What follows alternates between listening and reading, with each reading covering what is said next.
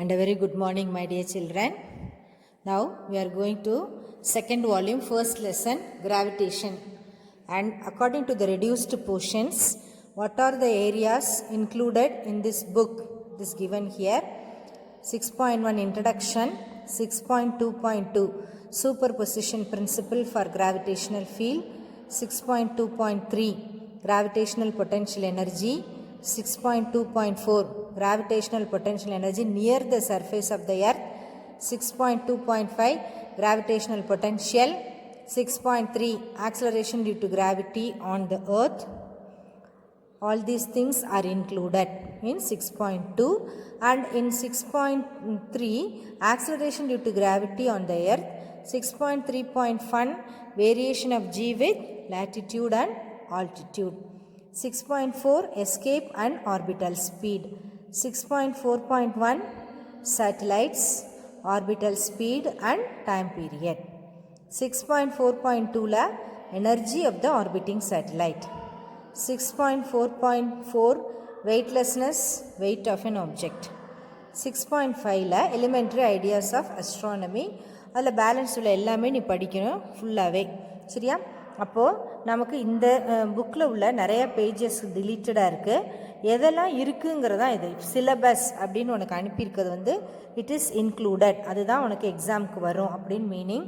Okay, syllabus அப்படிங்கும்போது அதுதான் உனக்கு எக்ஸாமுக்கு வரும். டிலீட்டட் போர்ஷனை லாஸ்ட்டில் தனியாக அனுப்பிச்சிருக்கேன். அதனால் இதெல்லாம் உனக்கு எக்ஸாமுக்கு வரும், பார்த்துக்கோ. கிராவிடேஷன் லெசனில் ஃபஸ்ட்டு இன்ட்ரடக்ஷன்னா என்னன்னு பார்த்துக்கணும். சூப்பர் பொசிஷன் பிரின்சிபல் அது ஒரு 3 மார்க் கொஸ்டின் தான். கிராவிடேஷனல் பொட்டன்ஷியல் எனர்ஜி ஒரு 5 mark, near the surface of the எர்த்தும் 5 மார்க் கொஸ்டின். இது சம்மந்தமாக உள்ள ப்ராப்ளம்ஸ் தான் உனக்கு எக்ஸாமுக்கு வரும்.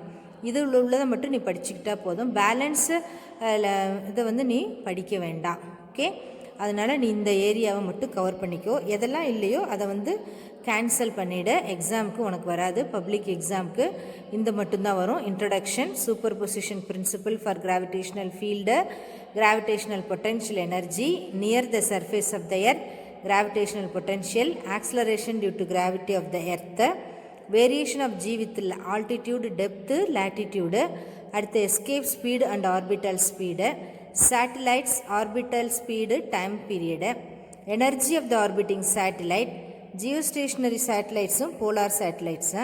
அதுக்கப்புறம் பார்த்தீங்கன்னா வெயிட்லெஸ்னஸ் இருக்குல்ல அந்த ஏரியா.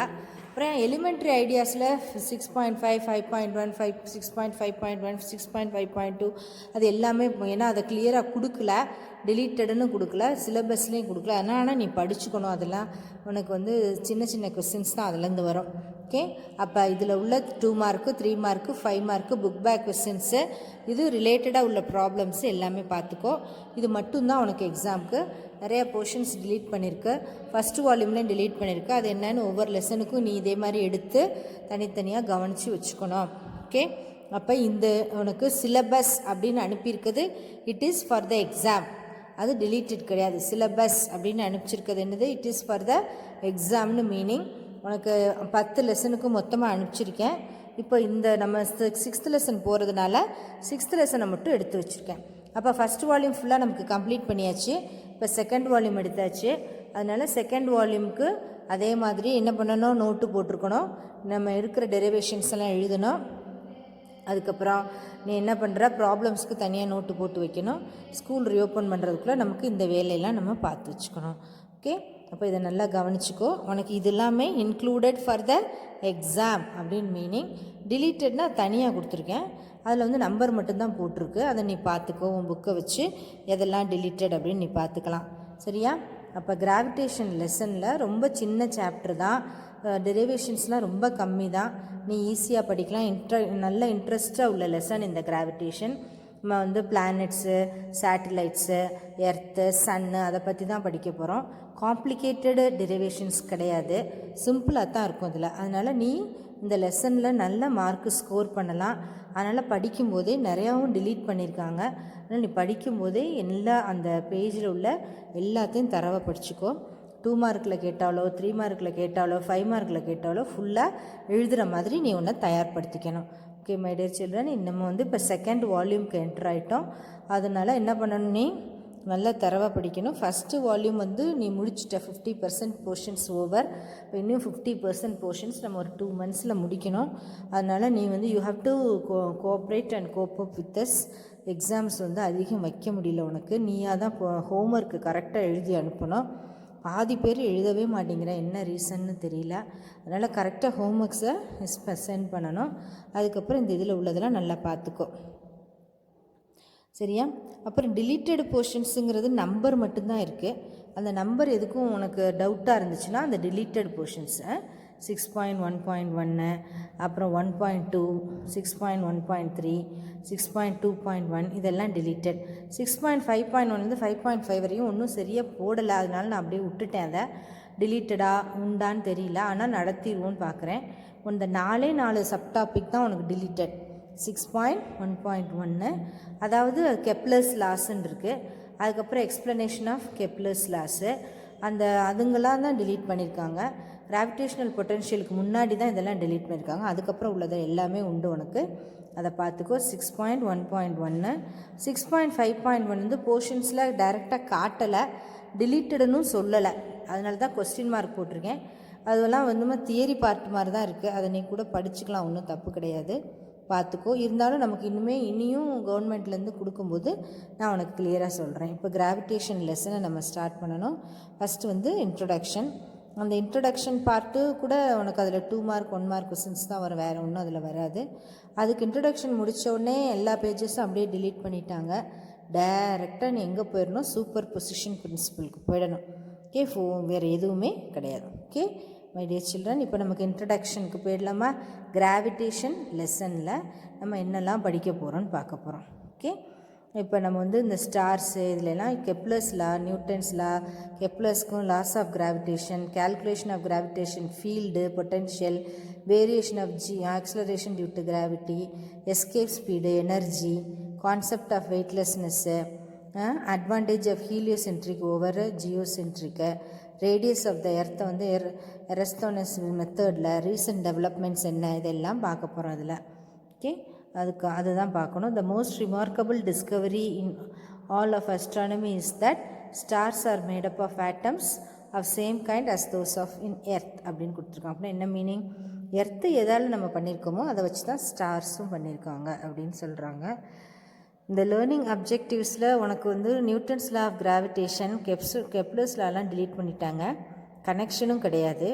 கிராவிடேஷ்னல் ஃபீல்டு வந்து அதிலிருந்து தான் இருக்குது உனக்கு எக்ஸாம்க்கே, எல்லாமே இருக்குது. ரீசன்ட் டெவலப்மெண்ட்ஸு அது மட்டும்தான் இல்லாமல் இருக்குது, மீதி எல்லாமே ஃபஸ்ட்டு 3 கான்செப்ட் போக மீதி எல்லாமே உனக்கு இருக்குது. அந்த ஃபஸ்ட்டு 3 தான் உனக்கு டிலீட் பண்ணியிருக்கு, அதுக்கப்புறம்லாம் வரிசையாக உண்டு, சரியா?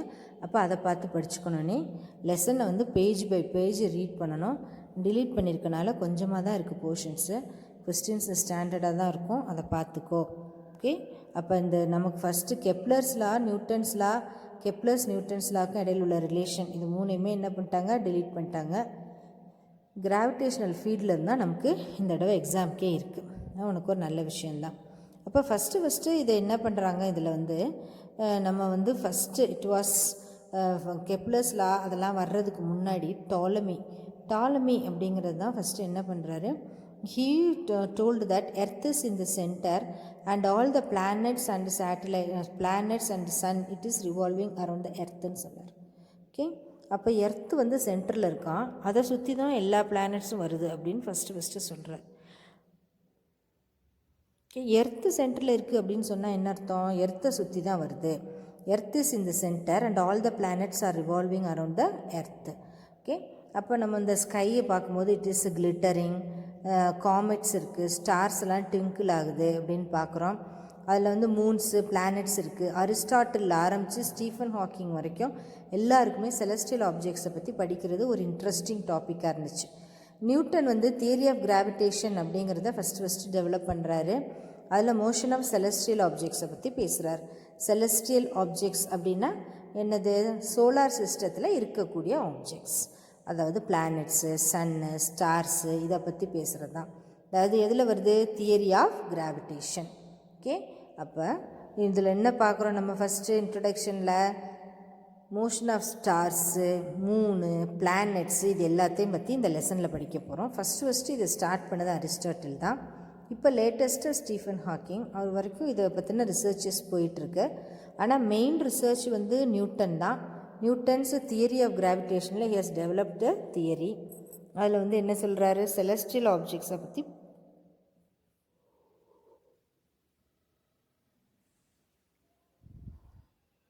செலஸ்டியல் அப்படின்னா it is nothing but the planets. Okay, அப்போ ஃபஸ்ட்டு டாலமி என்ன சொல்கிறாரு, earth is in the centre and all the planets are revolving around the எர்த்துன்னு சொல்கிறார். எர்த்து தான் சென்டரில் இருக்குது, பிளானட்ஸு, சன்னு எல்லாம் எர்த்தை சுற்றி வருதுன்னு சொல்கிறார். ஓகே, அப்போ எர்த்து அப்படின்னு சொன்னாலே எர்த்துக்கு இன்னொரு பேர் ஜியோ, அதனால் அதுக்கு பேர் geocentric theory. Geocentric தியரினா என்ன மீனிங், ஜியோன்னா எர்த்து வந்து சென்டரில் இருக்குது, அதை சுற்றி பிளானட்ஸ் ரிவால்வ் ஆகி வருது அப்படின்னு சொன்னால் it is called as geocentric theory. அப்போ ஜியோ சென்ட்ரிக் தியரியில் earth is in the centre and all the planets are revolving around the earth. It is called as geocentric theory. அதுக்கப்புறம் லேட்டரில் அந்த ரிசர்ச்சஸ்லாம் எடுத்து பார்க்கும்போது இந்த ஜியோ சென்ட்ரிக் தியரி வந்து இட் இஸ் நாட் அப்ளிகபிள். அதை வந்து எர்த்து சென்டரில் இருந்துச்சுன்னா இந்த நைட்டு டே இதெல்லாம் வர்றதுக்கு அதுக்கான ரீசன் என்ன அப்படின்லாம் எக்ஸ்பிளைன் பண்ண முடியல. அதனால அதுக்கப்புறம் என்ன பண்ணுறாங்க, இந்த டைக்கோ பிரஹேங்கிறவர் என்ன பண்ணுறாருன்னு பாரு. அதுக்கப்புறம் இந்த இதில் வந்து டாலமியோடது வந்து ஜியோ சென்ட்ரிக் சரியில்லை அப்படின்னு சொல்லிட்டு அதுக்கப்புறம் என்ன பண்ணுறாங்க, இதில் terrestrial objects, spite of gravitation, celestial, heliocentric தியரின்னு சொல்கிறார் நிக்கோலஸ் கோப்பர்னிக்கஸ். ஓகே, ஹீலியோனா sun is in the centre and all the solar system and other planets are revolving around the sun. இப்போ இப்படி வரும்போது he was able to successfully explain all the motion. Around the same time Galileo என்ன பண்ணுறாரு, Italian physicist, he discovered that all the objects close to the earth were accelerated towards the earth.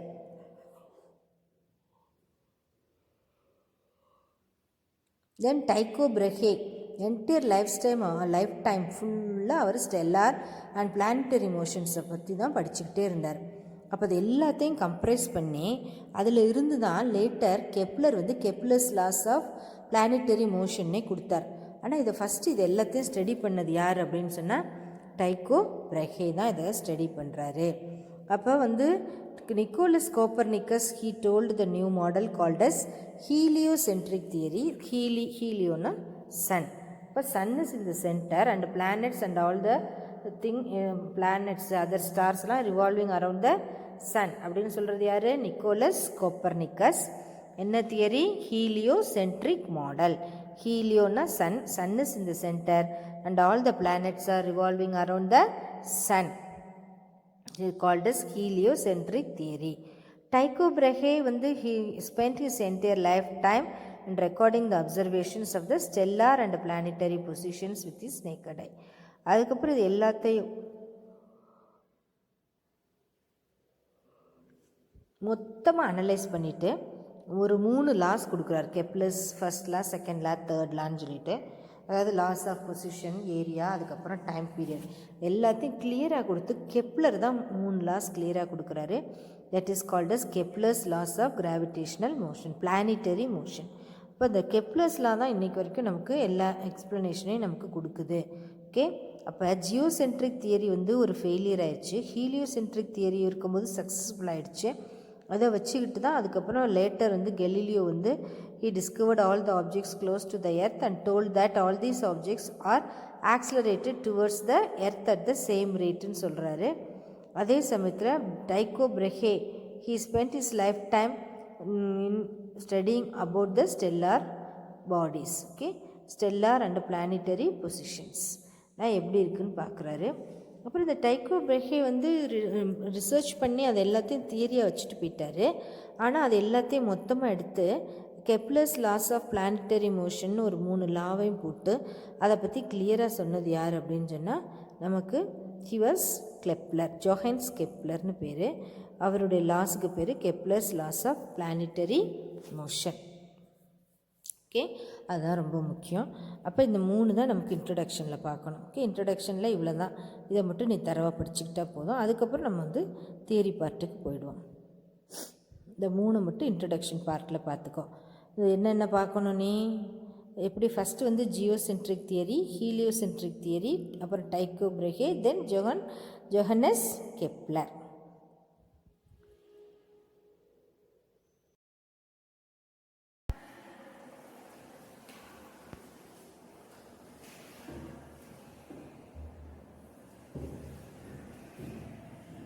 Jai Guru and a very good morning my dear children.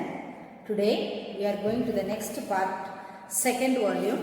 Okay, you have to take volume 2 and in second volume first chapter we are going to see. Second volume first chapter is gravitation.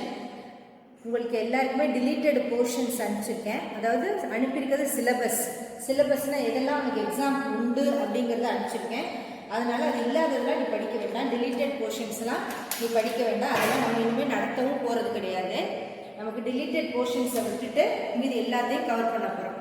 Okay, அப்போ நமக்கு next chapter என்னென்னா gravitation. Gravitation அப்படின்னு சொன்னாலே ஸ்கையில் உள்ள planets, Stars, earth, இது எல்லாத்தையுமே இதில் கொண்டு வரோம். We are coming under the lesson gravitation. அப்போ இந்த ஸ்கையில் வந்து பார்த்தீங்கன்னா ஃபஸ்ட்டு கிராவிடேஷனில் first theory was called as geocentric theory. Geo அப்படின்னா எர்த், டாலமிங்கிறவர் தான் அதை சொல்கிறாரு. எர்த்து சென்டராக வச்சு all the planets are revolving அப்படின்னு சொன்னது டாலமி. ஆனால் லேட்டர் அது வந்து கரெக்ட் இல்லை அப்படின்னு ப்ரூவ் ஆயிடுச்சு. Next heliocentric theory was given by Copernicus. ஹீலியோனா சன்னு தான் சென்டர், அதை சுற்றி தான் பிளானட்ஸு எல்லாமே ரிவால்வ் ஆகுதுன்னு சொன்னது Copernicus. that is called as heliocentric theory. அதை வச்சு டைக்கோ பிரஹேங்கிறவர் தான் later he proved it, டைக்கோ பிரஹே. then came Kepler by his laws, 3 laws, Kepler's first law, second law, third law, அதெல்லாம் நீ ஆல்ரெடி படிச்சிருப்ப. அது டிலீட்டட் போர்ஷன்ஸில் கொடுத்துருக்கனால அதெல்லாம் நம்ம டீட்டெயிலாக இப்போ பார்க்க போகிறது கிடையாது. ஓகே, 6.1, 0.2, 1.3 இது எல்லாமே டிலீட்டட்னு கொடுத்தாச்சு. நம்ம புக்கில் டைரெக்டாக இப்போ இருக்கிறது என்ன அப்படின்னா superposition principle for gravitational field. Superposition principle for gravitational field. சூப்பர் பொசிஷன்னாலே we are taking lot of field. அந்த எல்லா ஃபீல்டோட vector sum is called as superposition principle. Vector sum of the individual field is called as superposition principle. அப்போ ஃபீல்டுக்கு என்ன ஃபார்முலான்னு first உனக்கு தெரிஞ்சுக்கணும். Gm1 by r1 squared into r cap with a negative sign. Superposition principle. First நமக்கு என்ன இருக்கு பாரு, superposition principle. Superposition principle னா என்ன சொல்லிட்டோம்? Principle. Superposition principle வந்து E total equal to vector E1 plus vector E2 plus etc. up to vector En. Vector sum of the individual fields minus Gm1 by r1 into r1 cap. Okay, அப்போ ஃபீல்டுக்கு என்ன formula? Gm1 G into G வந்து gravitational field, that is gravitational constant. capital G போட்டா gravitational constant. m1 வந்து mass of the object and divided by r1 squared into r1 cap. r1 squared into r1 cap plus G m2 into divided by r2 squared r2 cap plus etc. up to G mn by rn squared rn cap. இப்போ இது எல்லாத்தையும் நம்ம எப்படி எழுதலாம்? எல்லாத்துக்கும் minus sign இருக்கு. Okay, அப்போ minus sigma of G into mi ri cap divided by ri squared where I is equal to 1 to n. Sigma minus sigma of I is equal to 1 to n G mi ri squared divided by ri squared into ri cap. This is called as superposition principle. அப்போ நம்ம இதில் வந்து 2 masses எடுத்துக்கிறோம். 2 masses at this point. This is mass m1, this is mass m2. This is having a mass m2 and we are choosing a point P. And the P ஓட இங்கே தான் point P இருக்கு. அப்போ field E1, இந்த field E2. So this is the total field, net field E. Okay, it is the vector sum of the individual fields. Vector sum nu போடணும். அதை எப்படி complete பண்ணுவேன்? You have to complete it considering at the triangle. Triangle என்ன பண்ணுவான்? Vector sum கண்டுபிடிக்கிறதுக்கு இதோட tail கொண்டு இத ஜாயின் பண்ணனும். And the triangle in the reverse order. E1 E2 இருந்தா the reverse order இருக்குதா உங்களுக்கு total. Okay, we are going to use the triangle law of addition. Okay, அப்ப superposition principle னா என்ன? Superposition principle is the total electric field. Superposition principle எதுக்கு? For gravitational field. இது வந்து gravitational field, electric field மாதிரியே இது வந்து gravitational field.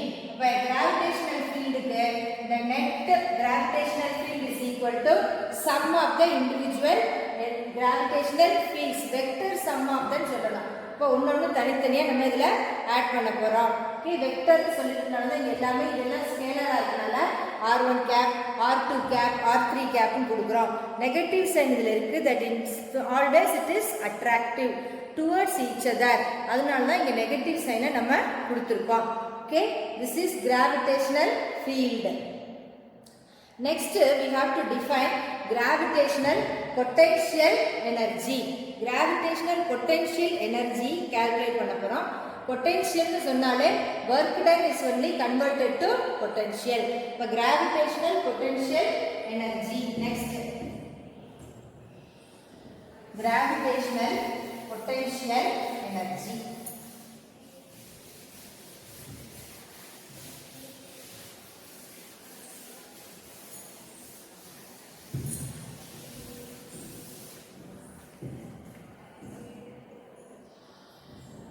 Gravitational potential energy.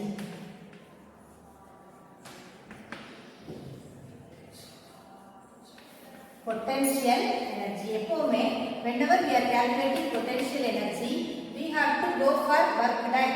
Work done is only converted to energy. Okay, work done is only converted to potential energy. What is the formula for work done? Work done dW is equal to F into dr, where F is called as the force, dr is the distance. Work done is equal to force into displacement, F into dr. Okay, so this work done is only converted to potential energy. So first we have to find out the expression for force. What is the force? External force. External force is called as the gravitational force. Okay, gravitational force formula is minus g m1 m2 divided by r squared into r cap. Okay, what is the gravitational force? Minus g m1 m2 by r squared. Okay, here you can write it as r cap, or if it is given as d, you can write it as r squared into r cap. Here we have written as magnitude, so you need not put the minus sign. We have given us magnitude on both the sides, so I have not written this minus. If not, force formula is minus g m1 m2 divided by r squared, and here you substitute it here. dW is equal to g m1 m2 divided by r squared into r cap into dr. Okay, r cap into dr. And what is this r cap into dr? You know that this dr is equal to vector dr is equal to dr into r cap. So we can directly write it as g m1 m2 by r squared into dr. Okay, this is directly can be written as dr. So dW is equal to g m1 m2 divided by r squared into dr. Now here this dr is nothing but r cap into dr vector. So we are writing r cap dot r cap is equal to 1. Now we are going to integrate this. We want only W. W only gives you gravitational potential energy. So integrate it within limits r dash to r. dW is equal to integrate r dash to r g m1 m2 divided by r squared into dr. So r is the variable, so you can take all the other things outside. So you are getting dr by r square integral dr by r square limits r dash to r g m1 m2 integral dx formula integral dx by x square is equal to minus 1 by x. Okay, integral dx divided by x square is equal to minus 1 by x. So integral dr by r square is equal to minus 1 by r dash to r g m1 m2 divided into minus 1 by r minus of minus plus 1 by r square. Okay, so integration is upper limit minus lower limit. So upper limit as such minus into minus plus. So we are getting it as g m1 m2 by r dash minus g m1 m2 divided by r. R dash is getting positive and r you are getting negative sign. Okay, so you have to see that r dash becomes positive and r is negative. This is g m1 m2 by r, that is called as potential. So this is potential for distance r dash and that is potential for distance r. Okay, and minus gm, this is equal to u of r minus u of r dash, because formula for potential is minus g m1 m2 by r. So inside itself we are having a minus sign. So we are writing like this, that is u of r is equal to minus g m1 m2 divided by r. Potential means denominator you don't get r squared, it is only r. Okay, then we have to discuss three cases. First case, when r is less than r dash. When r is less than r dash, what happens? The gravitational force is attractive. That means m2 is attracted by m1. R is less than r dash means it is attractive. If r is greater than r dash, when r is greater than r dash, work has to be done against gravity. Work is done against gravity. Then in that case, r is greater than r dash means this 1 by r dash becomes 0. So we are getting it as minus g m1 m2 by r.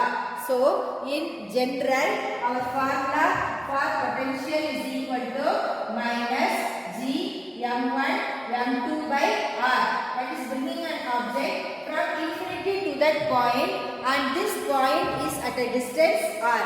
Bringing an object from infinity to that point, and this point is at a distance r. Okay, these are the two cases. So we have to see here gravitational potential energy. Whenever we say potential energy, we have to go for work done. What is work done? Work done is equal to force into displacement. Okay, work done is equal to force into displacement. Therefore, dW is equal to F into dr. Now, F external is equal to Fg. That is g m1 m2 by r squared. Actually, formula is minus g m1 m2 by r squared. But here it is magnitude. Therefore, we write it as g m1 m2 by r squared into r cap. So, dW is equal to g m1 m2 by r squared into r cap dr. Now, integrate r dash to r, g m1 m2 by r dash into dr. Integration of dx by x squared is equal to minus 1 by x. Integration of dr by r squared is equal to minus 1 by r. Therefore, g m1 m2 into minus 1 by r, r dash to r. Upper limit minus lower limit. Minus of minus, here it is plus. Therefore, minus 1 by r plus 1 by r dash. So, we are writing gmm by r dash minus gmm by r. We write it as ur because ur is equal to minus of gmm by r. Therefore, minus of gmm by r is ur. Therefore, minus u r dash. And condition u is greater than means it is UR is greater than. In that case, we should get it as this UR greater than, and therefore this first formula is UR minus UR dash. When infinity to that point means 1 by infinity is 0 and 1 by R dash is 1 by infinity, R dash is infinity, 0. So we get gravitational potential energy is equal to minus G_m1 m2 divided by R. So, okay, gravitational potential energy formula is G_m1 m2.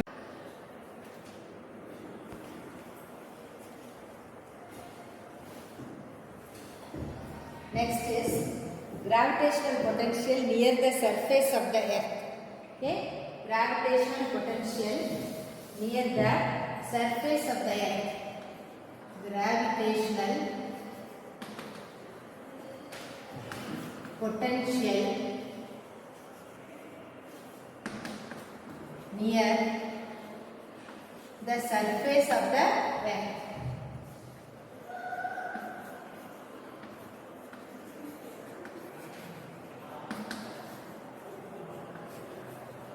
Okay, we are going to find out the gravitational potential near the surface of the earth. The object is at a height h, m வந்து அதோட mass, r வந்து radius of the earth. But total distance small r. Okay, total distance is taken to be small r. It is at a height h, radius வந்து r.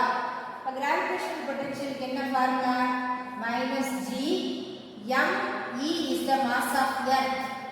M_E, mass of the object m divided by the total distance is r, minus g m_e mass of the earth, m mass of the object divided by the total distance is r.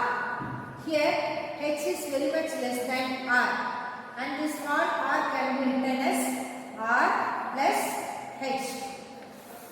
So u is equal to minus g m_e into m divided by r plus h.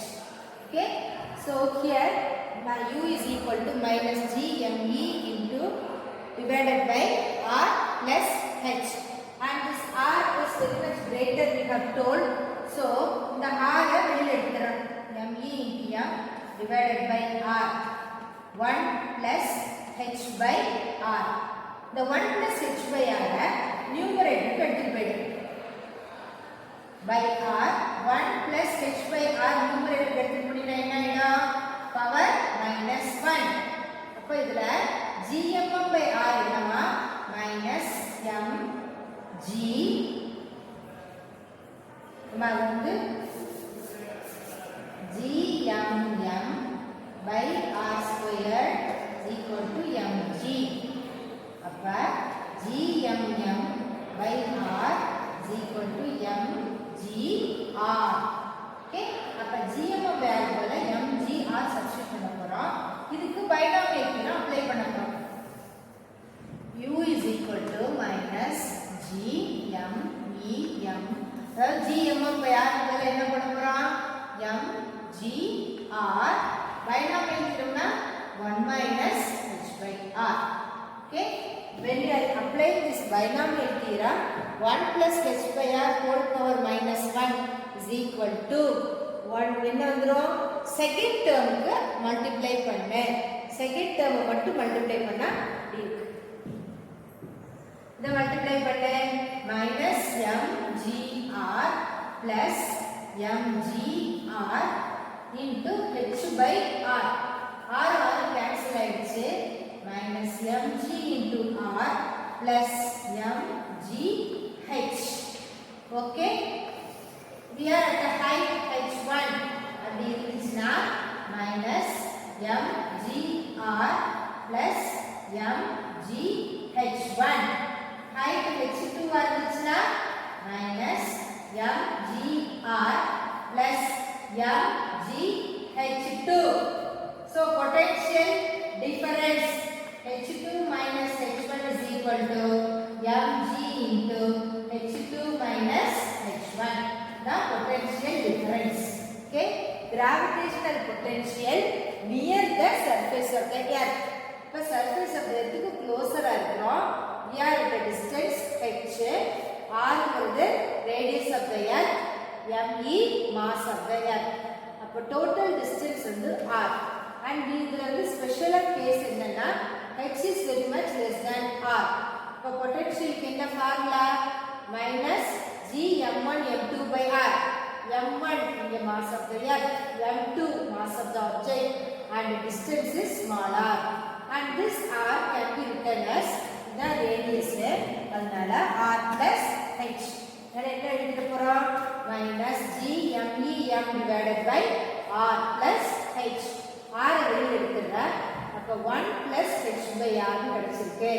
minus gmem by r into 1 plus h by r.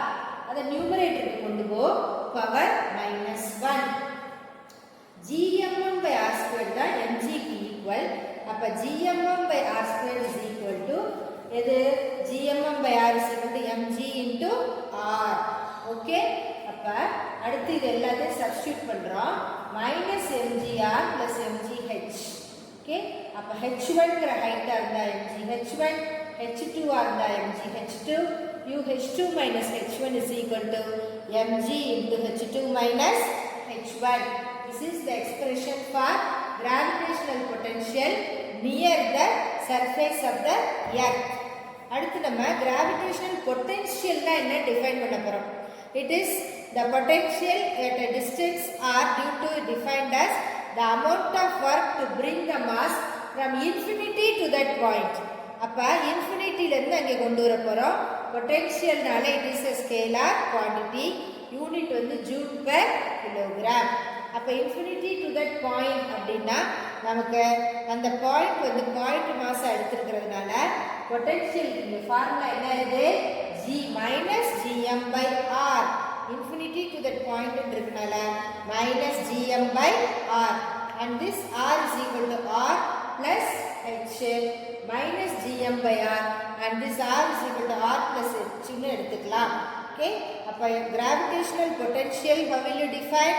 Gravitational potential is defined as, that is the bringing an object from infinity to that point. Gravitational potential.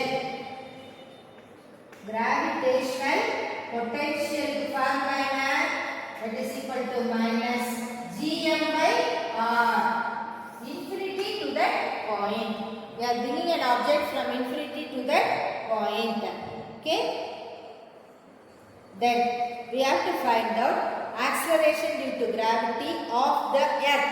To calculate acceleration due to gravity of the earth. Acceleration due to gravity of the earth.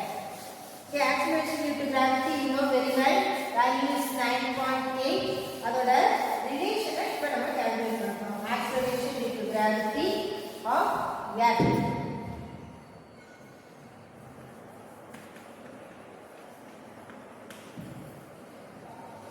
Acceleration due to gravity of the earth. Acceleration due to gravity calculate பண்றதுக்கு முன்னாடி நம்ம என்ன பண்ண போறோம்? We are going to find out the force ஓட ஃபார்முலாவை எடுத்துக்க போறோம். forceக்கு என்ன formula? F is equal to minus g m1 m2 by r squared into r cap, minus g m1 m2 by r squared into r cap னு போட்டோம். இங்க earth னு சொல்லியாச்சு.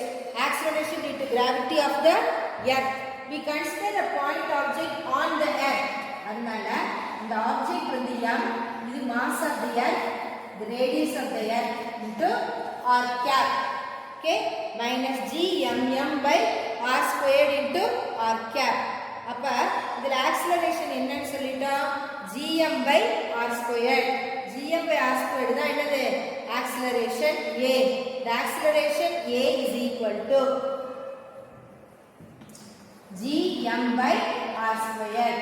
Okay, so acceleration a வந்து இதுல gm by r squared into இது வந்து வெக்டரா இருக்கனால இது r cap னு போட்டுக்கலாம்.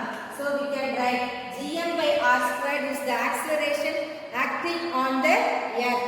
அப்ப அதுதான் acceleration இருக்குறதுனால here we are going to take it as acceleration due to gravity. அதனால gm by r square is the formula for acceleration due to gravity. Okay, g is equal to gm by r square. This is here you can see that it is independent of the mass of the object, depends only on the mass of the earth. Mass of the earth பொறுத்து தான் இருக்கு. இதுல பாத்தீங்கன்னா small m கிடையவே கிடையாது. So it is independent of mass of the object. அப்ப acceleration due to gravity க்கு என்ன formula? G is equal to gm by r square. Okay, so this is called as the relation between acceleration due to gravity and the mass of the earth. இந்த ரெண்டு ரிலேஷனையும் கொஞ்சம் நல்லா படிச்சுக்கோ. இந்த ரெண்டு ரிலேஷனும் உனக்கு of and asked questions இந்த exam, அதனால இந்த ரெண்டு ரிலேஷனையும் தரவாக படிச்சுக்கணும்.